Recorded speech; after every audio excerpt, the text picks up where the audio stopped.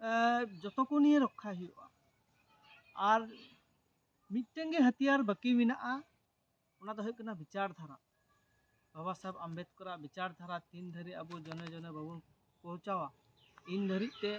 अब संविधान बाबू रुखिए दाड़े तो संविधान रखा हुयुग खाय दिन और रात कमी हुआ जेहेतु आरएसएस रेन को फुलटेमार मेना को 24 घंटा को कमी कना अब मत बाबून कमी कान ओना तुलनाय जतो होड़ा गे इंडिविजुअली समस्या नहीं बोले मेरम भिडी मेना कोते नहीं बोले आलू रोहते व्यस्त नहीं मरीच गते व्यस्त नहीं हुड़ू नहीं बोले गिद्रे माने आयु हर गिद्रे निये जतो हर गे व्यस्त तो आम जखन बाम कमी दाड़ेआ अकोय कमिया उनी थम कमी उचुया तो उनको को जो कमिया कमिया चेलका उनिया हतो संसार मेना आमा चेका इंडिविजुअली समस्या मेना उनिया हो संसार मेना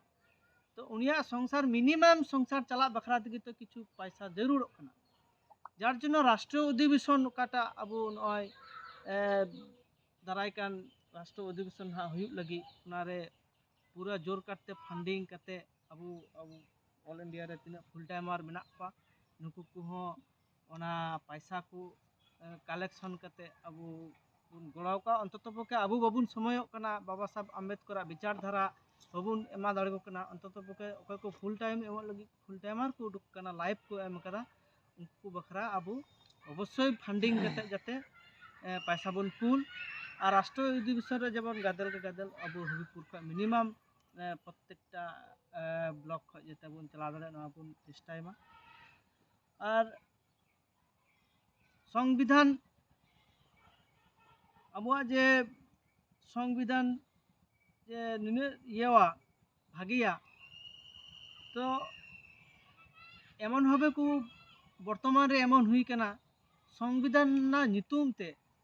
जतो को प्राइवेटेशन चबा किदा तो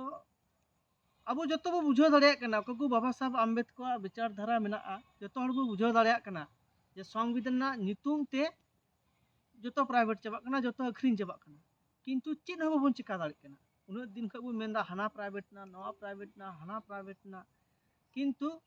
बाबड़े साव ब्राह्मण साव माने बाबुन रुखो दाड़े कना ए कारणे अब जने जने विचार धारा बाबुन इदी दाड़े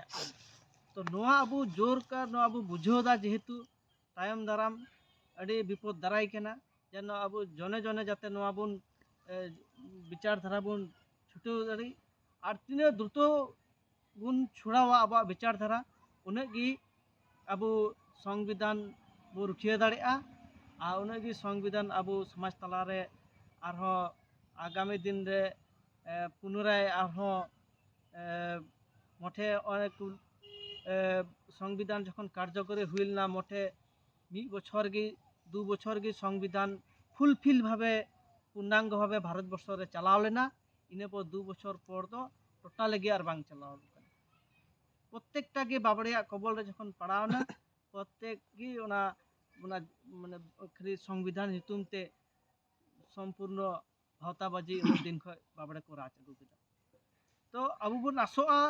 जने जने नवा विचार धारा बाबा साहब आम्बेडकर विचार धारा एवं संविधान चिकाते बांचा हुआ एवं अब जेटा राष्ट्रीय अधिवेशन बखरा जे अपील एम कना नवा अपील एम कते जने जने नवा बुझाव उचु कते नुकु अब विचार धारा रे बन आगु कोआ एवं संविधान बो रुखिया एवं पुनराय जाते आबार संविधान फुलफिल भावे नवा भारत देश रे बन कार्यकरी उचुई नवा को मेन कते गे इया खाटो माछा